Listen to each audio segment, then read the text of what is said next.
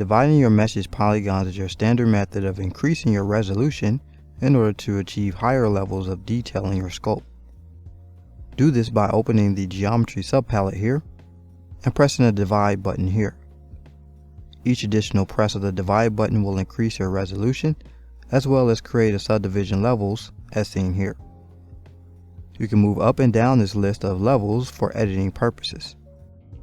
For instance, lower levels are ideal for making fast and large form changes, and higher levels are typically exclusive for applying smaller details. Do note that a fair amount of features and brushes won't work with subdivision levels intact.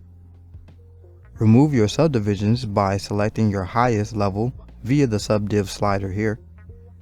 Next, press the Delete Lower button here. There are other methods of resolution control in ZBrush that we will cover later.